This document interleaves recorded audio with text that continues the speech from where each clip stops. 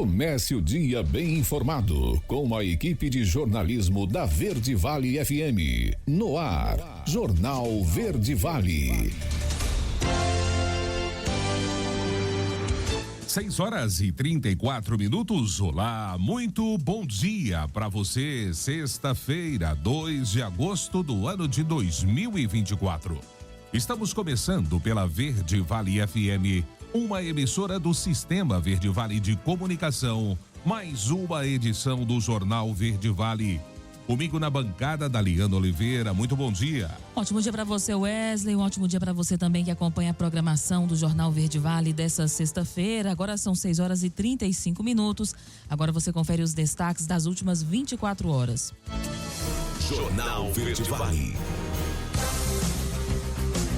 Mais de 500 policiais civis são promovidos em Goiás. Brasil pode ter agosto com temperaturas acima de 40 graus. Rebeca Andrade se torna a maior atleta olímpica da história do Brasil. Endividamento das famílias brasileiras cai para 78% em julho. Micro e pequenas empresas geram 6 de cada 10 empregos em junho. Presidente Lula sanciona um novo ensino médio e veta mudanças na prova do Enem. Imposto de 20% sobre compras internacionais passou a valer a partir desta quinta-feira. Em 7 anos, Goiás aumenta 82% o número de municípios com caminhões compactadores. Os detalhes destas e outras notícias você vai conferir a partir de agora, aqui no Jornal Verde Vale. A notícia em primeira mão. Jornal Verde Vale. Jornal Verde Vale. Verde Vale. Notícias do Brasil. 6h36, mais uma vez uma ótima manhã de sexta-feira para você. Sejam todos bem-vindos e bem-vindas a mais uma edição do nosso Jornal Verde Vale.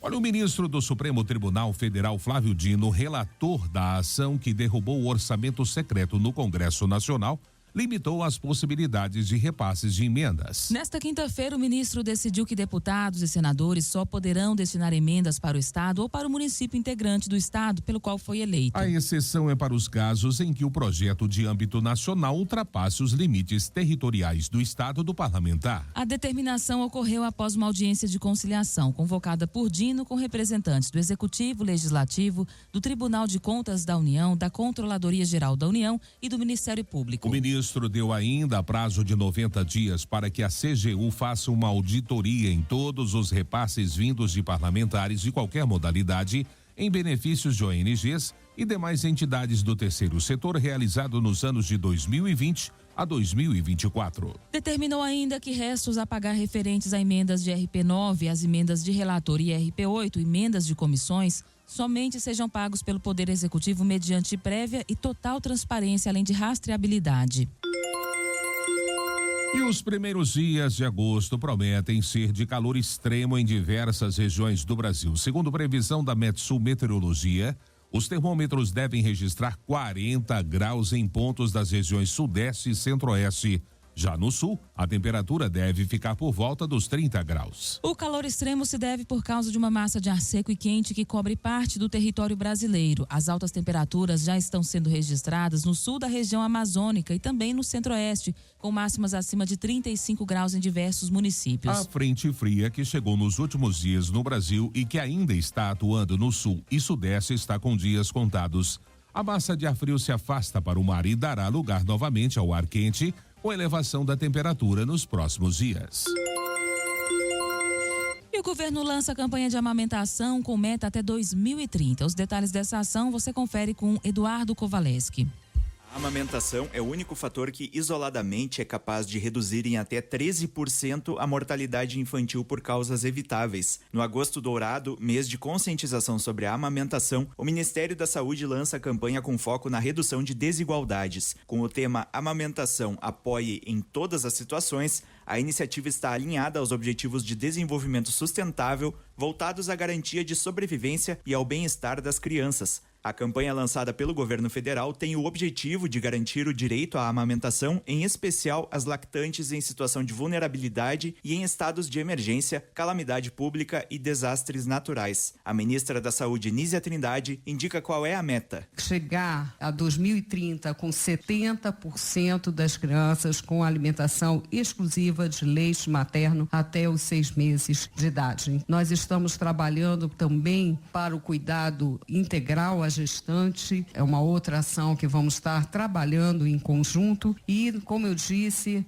o leite humano é a primeira vacina da criança, então vamos olhar com essa seriedade. Após as enchentes no Rio Grande do Sul, o Ministério da Saúde enviou 63 litros de leite humano ao estado. Segundo a Rede Brasileira de Bancos de Leite Humano, um pote de 300 ml pode alimentar até 10 bebês prematuros ou de baixo peso, fundamental para as unidades neonatais gaúchas. A ministra destacou o trabalho realizado. Foi essa ação solidária no Rio Grande do Sul. Nós desenvolvemos um conjunto de ações, mas que bonito é a doação do leite humano naquela situação em que tantas gestações de risco foram apoiadas naquele momento. Lembrar sempre do grande papel que exerce o aleitamento materno. A pasta trabalha para lançar o novo Programa Nacional de Promoção, Proteção e Apoio à Amamentação. O objetivo é incentivar a amamentação a partir da primeira hora de vida do bebê até os 2 anos ou mais. O governo prevê ainda um investimento de 4,8 bilhões de reais na construção de 36 novas maternidades e 30 novos centros de parto normal, com salas de amamentação em todas as unidades. As obras terão recursos do novo PAC Saúde. Agência Rádio Web, produção e reportagem, Eduardo Kovaleski. Jornal Verde Vale.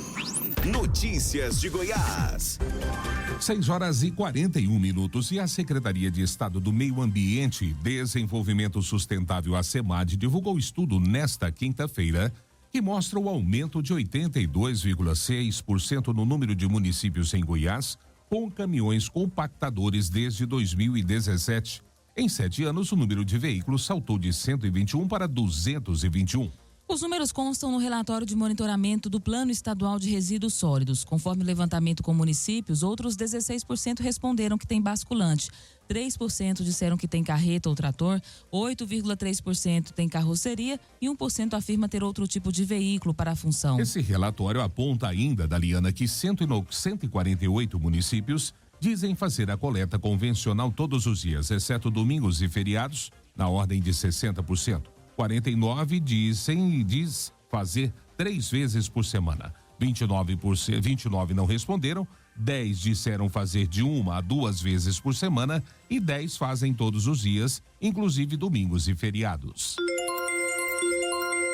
E na última quarta-feira foi publicado no Diário Oficial do Estado o decreto com a promoção de 504 policiais civis de Goiás. No mesmo dia, o quadro da Polícia Técnico-Científica foi reforçado com mais 38 novos auxiliares. Dos 504 promovidos pela Polícia Civil Goiana, 106 são delegados, 238 agentes, 117 escrivães e 43 papilocopistas que, de acordo com critérios de merecimento e antiguidade, subiram para a 2ª e 1ª classe e classe especial. Já na Polícia Técnico-Científica, 27 são auxiliares de autópsia de 3ª classe e 11 peritos criminais da 3ª classe. De acordo ainda com o governo goiano, ainda em agosto será publicado um novo decreto com nomeações de 45 agentes, escrivães e papilocopistas aprovados no último concurso da Polícia Civil, realizado em 2022. O Hospital do Governo do Estado abre processo seletivo para preenchimento de 390 vagas de trabalho. A matéria é com Ágata Couto.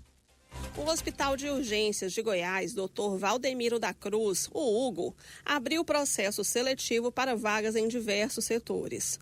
As contratações serão realizadas em regime da Consolidação das Leis do Trabalho, a CLT. As inscrições, que são gratuitas, devem ser feitas pelo site einstein.br/carreiras. Estão abertas 390 novas posições nas áreas assistencial, multiprofissional e administrativa. As vagas estão distribuídas entre diferentes cargos e funções, em frentes como práticas assistenciais, qualidade, transporte, assistência social, controladoria, jurídico, nutrição, enfermagem, entre outras.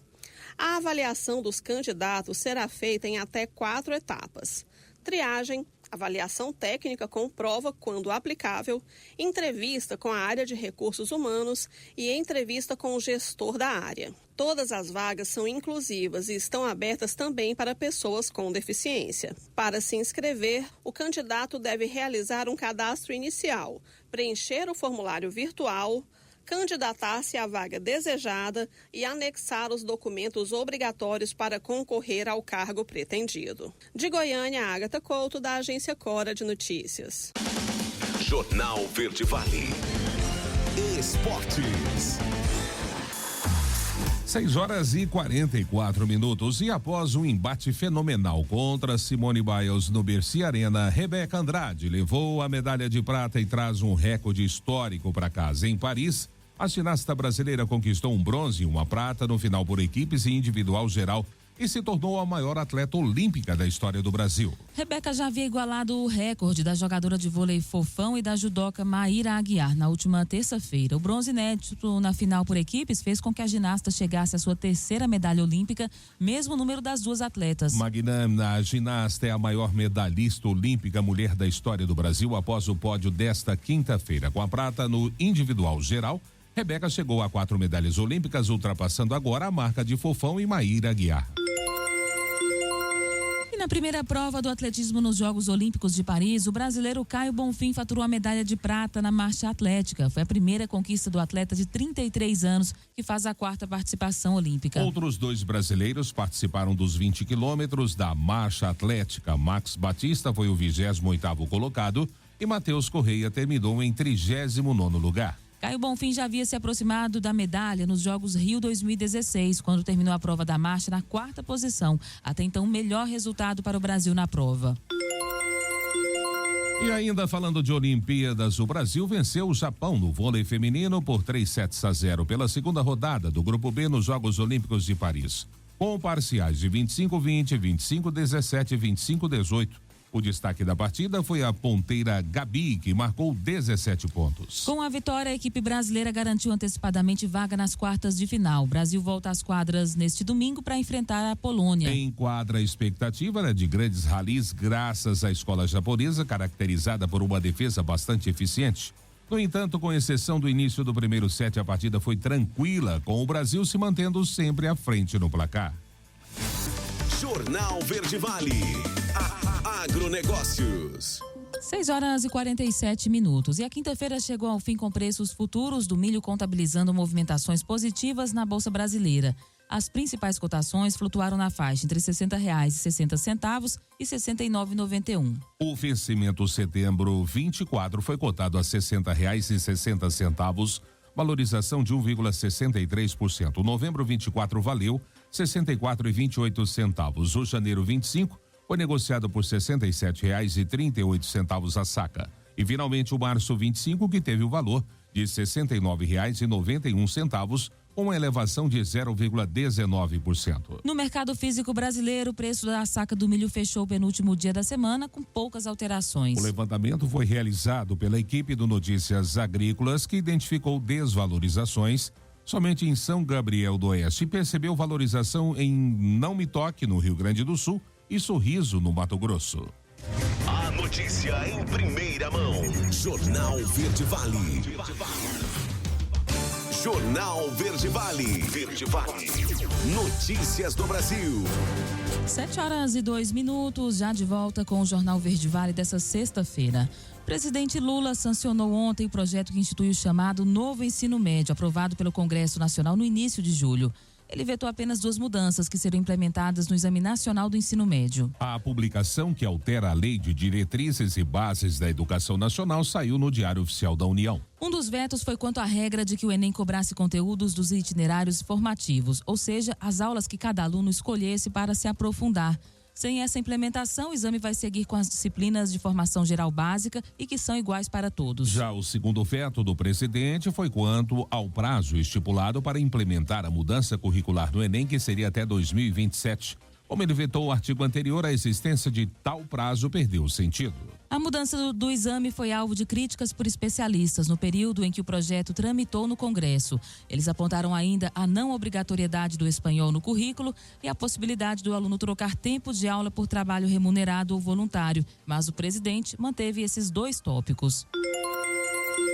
E a partir de ontem, quinta-feira, o imposto de 20% começou a incidir sobre as compras internacionais de até $50 em plataformas online como AliExpress, Shein, Shopee. A retomada da taxação foi aprovada pelo Congresso Nacional no primeiro semestre desse ano e sancionada pelo presidente Lula. Algumas plataformas chegaram a antecipar a cobrança do tributo para 27 de julho, entre elas a AliExpress e a Shopee. A justificativa foi que não é levada em conta a data de compra ou de chegada da mercadoria ao país, mas sim o dia da declaração da importação enviada à Receita Federal. Segundo o fisco, o prazo estabelecido foi pensado para que as plataformas de vendas online se organizassem a fim de informar ao consumidor o preço que será pago pelo produto e quais impostos vão incidir sobre a compra. Empresas que testaram a redução de um dia na jornada de trabalho não pretendem voltar ao formato original. Os detalhes você confere com o Fabiola Altran. Empresas que participaram de teste de 4 dias de trabalho semanais vão manter esse modelo. O projeto piloto durou 6 meses e teve a participação de 19 companhias. Dessas, 8 decidiram que vão manter de forma permanente o esquema de 4 dias de trabalho por semana. Já outras 7 resolveram esticar essa dinâmica até o final deste ano para avaliar os impactos da jornada reduzida a longo prazo. Uma informou que vai estender o formato para outras áreas da companhia e outras 3 devem fazer ajustes, como oferecer uma folga a cada 15 dias. O modelo foi testado pelas empresas com todos os funcionários ou em alguns setores. O projeto piloto foi desenvolvido pela 4-Day Week Brasil, que integra uma organização sem fins lucrativos que faz pesquisas sobre trabalho em todo o mundo.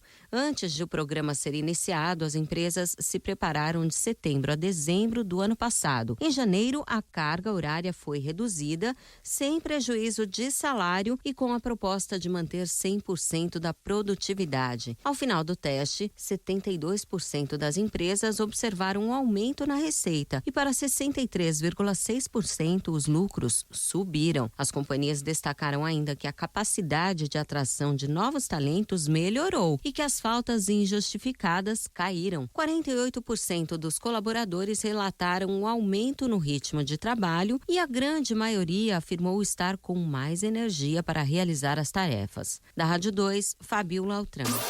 Jornal Verde Vale. Notícias de Goiás. 7h06 e um homem foi preso na última quarta-feira após furtar uma agência da Caixa Econômica Federal em Jataí. A tentativa de furto, Daliana, aconteceu por volta das 2h10 da manhã e a prisão foi realizada no mesmo dia por volta das 19h30. A ação foi integrada entre a Polícia Federal e a Polícia Militar através da CPE de Jataí. Segundo a Polícia Federal, o crime não se consumou em razão dos disparos do alarme de segurança, o que fez o indivíduo fugir. Com base nas características fornecidas após a realização de patrulhamentos, as equipes policiais localizaram e prenderam um suspeito em flagrante. Ele foi conduzido para a Delegacia de Polícia Federal da Polícia Federal em Jataí para as providências cabíveis. E essa primeira semana de agosto deve ser de temperaturas altas em todo o estado de Goiás. Além disso, o Centro de Informações Meteorológicas e Hidrológicas do estado emitiu um alerta devido à queda da umidade relativa do ar em várias regiões. De acordo ainda com o boletim do CIMEGO, nos primeiros dias do mês, a umidade relativa do ar deve atingir níveis críticos durante a tarde, variando entre 21% e 75%, dependendo da região. É o caso do oeste e norte do estado, que devem ser os mais impactados, com a umidade relativa do ar marcando 21%. Não existe possibilidade de chuvas para o período em Goiás e, segundo o gerente do CIMEGO, André Amorim, para esses próximos dias a expectativa é de temperaturas mais amenas pela manhã. Mega operação policial cumpre mandatos contra suspeitos de se passarem por advogados e defensores públicos. Vamos saber dessa história, dessa ação com Marcelo Tavares. A Polícia Civil de Goiás, por meio do Grupo de Repressão a Roubos da Delegacia Estadual de Investigações Criminais, a DEIC, com o apoio operacional da Polícia Civil do Ceará e do Ministério da Justiça, deflagrou a mega operação Precatório Fantasma. A ação tem como objetivo cumprir 26 mandados de prisão, 30 mandados de busca e apreensão e bloqueio de mais de 340 contas bancárias. A investigação apura os crimes de fraude eletrônica e associação criminosa. As ações policiais ocorreram nos municípios cearenses de Fortaleza, Pacatuba, Maracanaú, Aquirás, Canidé e Maranguape. Os alvos investigados obtinham dados de processos judiciais das vítimas e se passavam por advogados e defensores públicos pedindo transferências bancárias a título de pagamento de honorários e impostos, afirmando serem necessários para a liberação dos precatórios e alvarás. Foram identificadas mais de 50 vítimas em Goiás que, após os pagamentos, recebiam falsos comprovantes e documentos falsificados com nome de juízes e desembargadores, além do brasão do Poder Judiciário. De Goiânia, Marcelo Tavares para a Agência Cora de Notícias. Jornal Verde Vale. Esportes.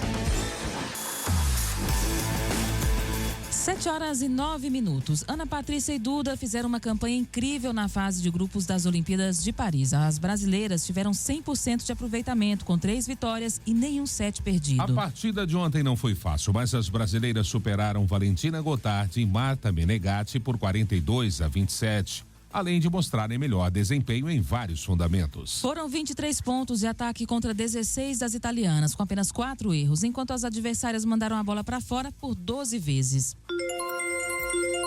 E o quarteto brasileiro do revezamento 4x200 feminino conseguiu nesta quinta-feira a 7ª posição na final das Olimpíadas de Paris, anotando a marca de 7 minutos, 52 segundos e 90 milésimos. A medalha de ouro ficou com a Austrália, com 7 minutos, 38 segundos e 8 milésimos, enquanto a prata com os Estados Unidos, que fez 7 minutos, 40 segundos e 86 milésimos. O bronze para a China, 7 minutos, 42 segundos e 34 milésimos. O 4x200 feminino do Brasil passou para a decisão com o 5º melhor tempo, com 7 minutos, 52 segundos e 81 milésimos. O time nadou com as mesmas nadadoras e na mesma ordem das finais. Alguns dos principais times, como Estados Unidos e Austrália, puderam poupar as principais atletas.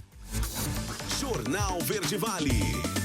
Agronegócios. 7h11. O governo federal anunciou a medida provisória que visa conceder subvenção econômica a produtores rurais do Rio Grande do Sul impactados pelas fortes chuvas ocorridas em abril e maio deste ano. A medida foi publicada em uma edição extra do Diário Oficial da União na última quarta-feira. Essa medida autoriza a aplicação de descontos para liquidação ou renegociação de parcelas de operações de custeio, investimento e industrialização, beneficiando produtores que sofreram perdas materiais iguais ou superiores a 30% da renda esperada. Esses descontos não se aplicam a operações cobertas por seguro rural ou pelo Programa de Garantia da Atividade Agropecuária Proagro.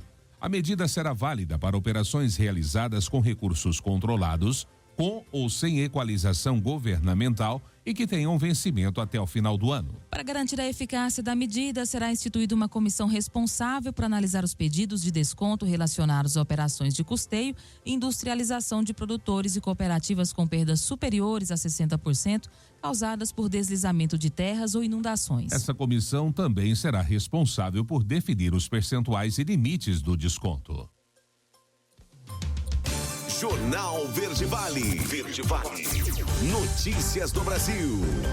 7h12. E mais de 506 municípios brasileiros terão o sinal 5G disponibilizados pela Agência Nacional de Telecomunicações. A partir da próxima segunda-feira, dia 5, a entidade, que é vinculada ao Ministério das Comunicações, vai liberar o sinal de internet para todas as operadoras prestadoras que adquiriram os lotes na faixa de 3,5 GHz. Com essa liberação, serão 4.808 os municípios com sinal disponível para a utilização por estações do 5G em sua maior potencialidade, o que corresponde a pouco mais de 92% da população do Brasil. De acordo com a agência, atualmente todas as cidades brasileiras com mais de 500 mil habitantes têm pelo menos uma operadora que oferece o sinal. Segundo o superintendente de outorgas da Anatel, Vinícius Caran, existe a expectativa de que todos os municípios estejam cobertos com a nova rede móvel até a última fase. No entanto, ele acredita que é preciso mais esforços para que isso aconteça.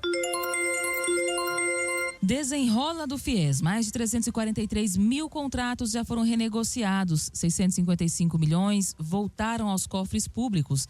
O balanço você confere com Milena Abreu. Mais de 343 mil pessoas que tinham dívidas com o FIES, o Fundo de Financiamento Estudantil, regularizaram as contas nos últimos meses.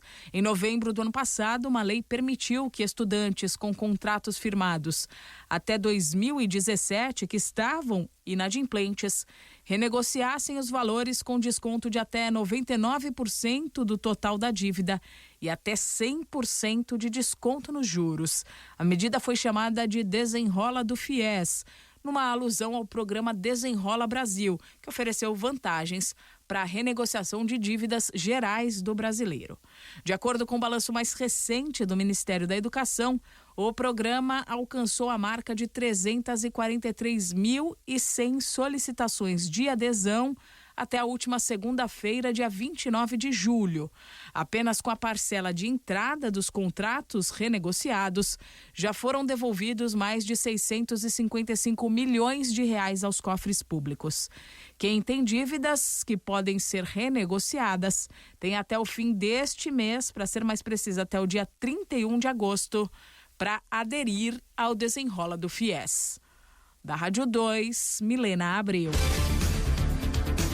7h15 agora. Último intervalo do Jornal Verde Vale desta sexta-feira. No próximo bloco, endividamento das famílias brasileiras cai para 78,5% em julho. Micro e pequenas empresas geram 6 de cada 10 empregos em junho. E claro, também espaço para as nossas notícias locais. Não saia daí.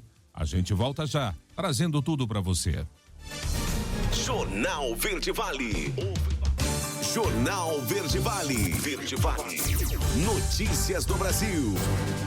7h24 agora. Estamos de volta com o último bloco do Jornal Verde Vale desta sexta-feira, 2 de agosto, aqui pela Verde Vale FM, uma emissora do Sistema Verde Vale de Comunicação. Para o nível de endividamento dos consumidores caiu na passagem de junho para julho, atingindo 78,5% das famílias brasileiras, uma redução de 0,3 ponto percentual. É o primeiro recuo no indicador desde fevereiro. No entanto, ainda está acima do primeiro trimestre de 2024, quando terminou em 78,1%. Na comparação anual, também fica em nível superior a julho de 2023. Os dados fazem parte da pesquisa de endividamento e inadimplência do consumidor, divulgado nesta quinta-feira pela Confederação Nacional do Comércio de Bens, Serviços e Turismo. Em fevereiro, quando o indicador teve queda pela primeira vez, o recuo foi de 78,1% para 77,9%. O levantamento é feito com 18 mil famílias de todo o país. São levadas em conta dívidas do cartão de crédito, cheque especial, carnê de loja, crédito consignado, empréstimo pessoal, cheque pré-datado e prestações de carro e casa. E as micro e pequenas empresas foram responsáveis por 57,5% dos 201.705 empregos criados no país com carteira assinada em junho. Foi o que informou ontem o Serviço Brasileiro de Apoio às Micro e Pequenas Empresas. No mês, as micro e pequenas empresas geraram 115.907 empregos, enquanto as médias e grandes empresas contribuíram com 63.953 novos postos de trabalho. Assim, de cada 10 empregos gerados, 6 estão nas micro e pequenas empresas. Levantamento do Sebrae com base em dados do novo Cadastro Geral de Empregados e Desempregados, o CAGED, mostra que os setores que lideraram a geração de emprego entre as micro e pequenas empresas foram serviços com 49.018 vagas, o comércio com 27.443 vagas e a construção com 18.753 vagas. No item das médias e grandes empresas, os segmentos que mais criaram postos de trabalho foram serviços, com 32.024 novas vagas, indústria da transformação, com 13.101 vagas e agropecuária, com 8.343. E o governo detalhou como será a contenção dos 15 bilhões de reais do orçamento deste ano. Saúde é a pasta mais afetada. Milena Abreu é quem nos conta os detalhes. O O governo federal deu detalhes nessa semana sobre o congelamento de 15 bilhões de reais no orçamento deste ano, medida que foi anunciada pelo ministro da Fazenda, Fernando Haddad, há cerca de 2 semanas. A contenção das despesas é necessária, segundo explicou o ministro, para cumprir a regra de gastos do governo prevista no arcabouço fiscal. Para explicar de uma maneira simples, é uma regra que determina que as despesas do governo federal só podem crescer se as receitas também aumentarem, respeitando certa proporção. A contenção anunciada afeta os órgãos de maneira geral. Considerando o valor bruto, o Ministério da Saúde foi o que mais perdeu, 4 bilhões e 400 milhões do orçamento previsto da pasta para este ano foram suspensos. O segundo maior valor congelado foi do Ministério das Cidades, 2 bilhões e 100 milhões de reais. Transportes e educação também foram atingidos, com quedas de 1,5 bilhão e 1 bilhão e 200 milhões de reais, respectivamente. O governo também congelou 4 bilhões e meio de verbas relativas ao PAC, que é o principal programa de obras do governo, que tem gastos distribuídos em várias pastas, além de 1 bilhão e 100 milhões de reais relativos a emendas parlamentares. Os ministérios e os órgãos afetados têm até o dia 6 de agosto para adotar as medidas de ajuste e indicar os programas e as ações que terão o orçamento cortado. Importante ressaltar que do total de 15 bilhões de gastos suspensos, 11 bilhões e 200 milhões são bloqueados. O restante, 3 bilhões e 800 milhões foram contingenciados. Nesse caso, se as receitas aumentarem, o dinheiro poderá ser novamente liberado, o que é mais difícil de acontecer no caso das verbas bloqueadas. Da Rádio 2, Milena Abreu. Jornal Verde Vale. Notícias de Goiás. 7h29. E nessa sexta-feira, o governo de Goiás, por meio da Secretaria de Desenvolvimento Social, vai promover uma ação de combate ao tráfico de pessoas no posto da Polícia Rodoviária Federal de Hidrolândia. O evento vai até ao meio-dia. Vai começar às 8 da manhã e incluirá a abordagem de condutores e veículos para a distribuição de panfletos e esclarecimentos sobre o tráfico de pessoas. A mobilização integra a campanha Coração Azul, uma iniciativa global promovida pela Organização das Nações Unidas, em consonância com o Dia Internacional da Luta pelo Enfrentamento ao Tráfico de Pessoas, que é celebrado no dia 30 de julho. Essa campanha, Daliana, visa alertar a população sobre as táticas usadas pelos criminosos para atrair as vítimas. E mesmo com a convenção do PL marcada, evento que está prevista a sua confirmação como candidato à Prefeitura de Goiânia pelo partido, o ex-deputado estadual Fred Rodrigues não teria descartado a possibilidade de ser indicado para compor como vice do pré-candidato apoiado pelo governo, Sandro Mabel. Fontes ligadas ao governo do estado revelaram que tanto Fred Rodrigues quanto outros membros do PL, como Gustavo Gaia, mantém conversas com o núcleo duro de Sandro Mabel com a hipótese ainda de uma aliança. No entanto, o maior entrave no momento seria justamente o presidente estadual do PL, Wilder Moraes, que teria vetado a composição e insistido para que Fred Rodrigues siga pré-candidato. Até a definição em convenção, o ex-deputado permanece como pré-candidato a prefeito da capital. O Ipasgo Saúde muda sistema de cobrança de coparticipação. Juliana Carnevale é quem explica essa mudança. A partir de agora, os beneficiários do Ipasgo Saúde vão pagar a coparticipação uma vez por mês, sempre no dia 10, em uma única fatura. A medida tem como objetivo adequar as operações da instituição às normas da Agência Nacional de Saúde Suplementar e às práticas de outros planos de saúde. Outra novidade é que tanto as mensalidades quanto as coparticipações do Ipasgo Saúde vão vencer no dia 10 de cada mês. Com a mudança, a porcentagem que incide sobre cada serviço utilizado passa a ser agrupada em uma única fatura. Antes, os beneficiários do Ipasgo Saúde precisavam emitir um boleto de coparticipação por serviço utilizado e pagá-lo em até 20 dias após a consulta ou o exame. O novo fluxo de cobrança de coparticipações também muda os pagamentos por débito em conta. Antes, debitados todas as sextas-feiras, agora eles serão cobrados uma vez por mês, no dia 10, a partir do compilado dos atendimentos realizados nos meses anteriores.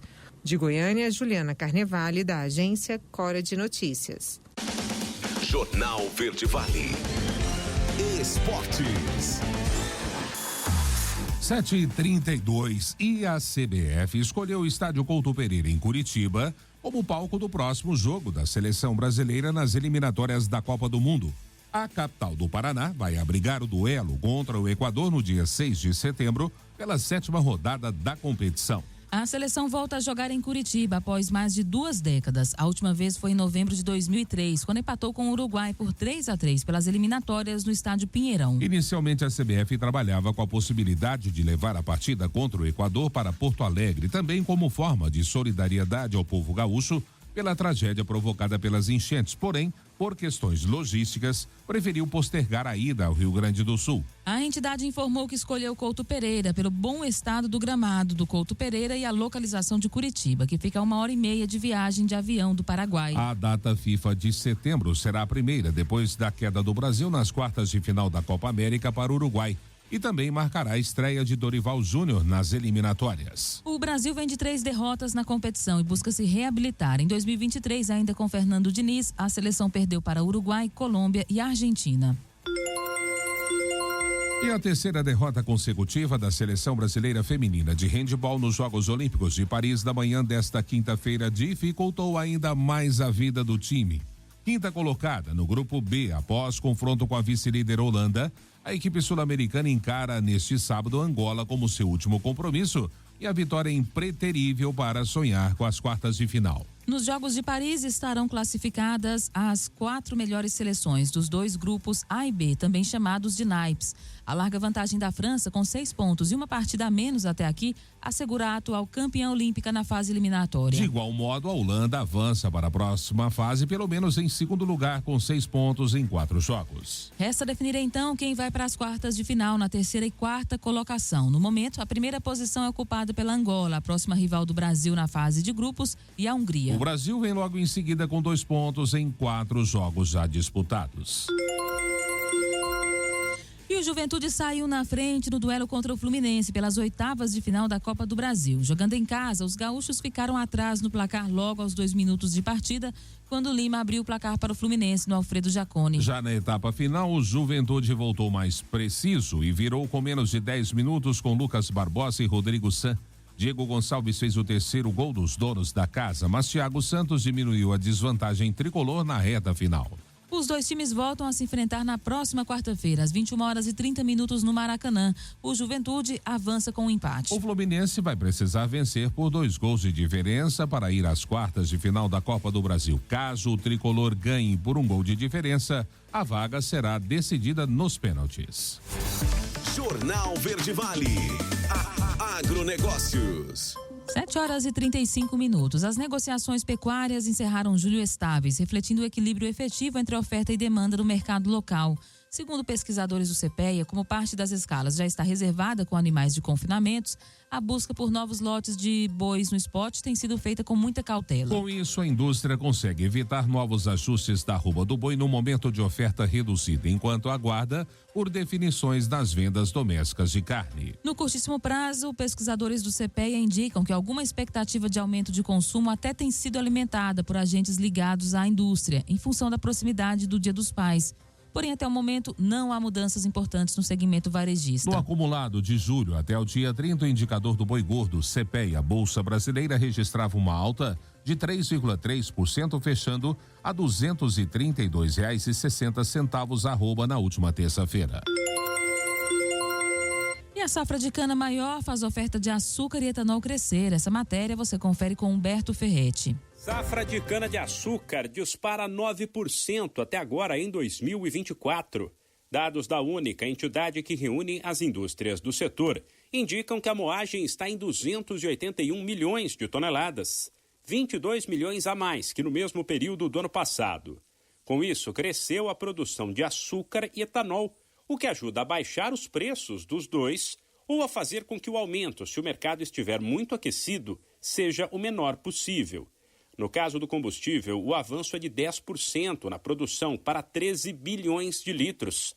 E as vendas do etanol hidratado, aquele que o motorista coloca no tanque do carro quando pede para abastecer com álcool, dispararam 44%.